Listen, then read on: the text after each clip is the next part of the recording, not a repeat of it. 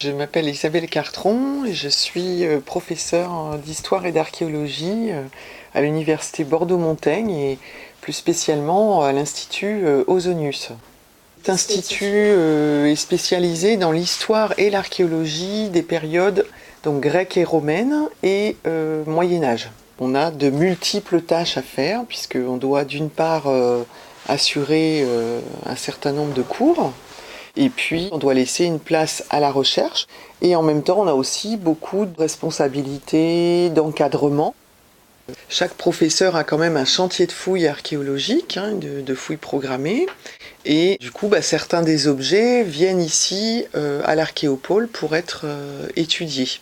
Moi, en l'occurrence, je travaille beaucoup sur les objets. Donc, on travaille avec les musées, on travaille beaucoup avec le musée d'Aquitaine. C'est surtout une valorisation du patrimoine. C'est aussi une manière de mieux comprendre notre passé. On découvre beaucoup de choses sur la manière de vivre de nos ancêtres.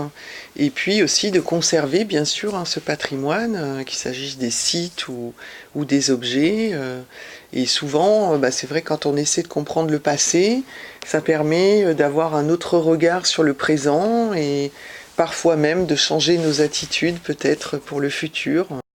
On a actuellement beaucoup d'études sur les paysages, sur l'environnement du Moyen-Âge, et c'est vrai que on se rend compte par exemple de l'impact déjà des hommes sur le paysage, et ça permet voilà, aussi d'avoir un regard sur nos pratiques actuelles et le danger qu'elles ont, en l'occurrence pour cette question-là.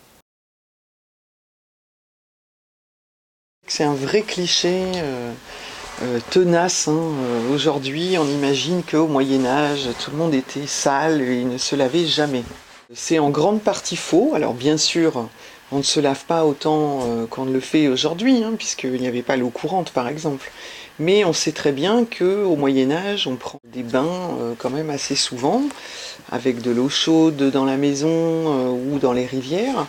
Mais dans les villes, il existait des bains publics, ce qu'on appelait des étuves. Les gens y allaient quand même assez régulièrement. Donc il y avait une hygiène qui n'était pas la même que la nôtre aujourd'hui, mais qui n'est pas aussi caricaturale que celle que l'on trouve dans le film.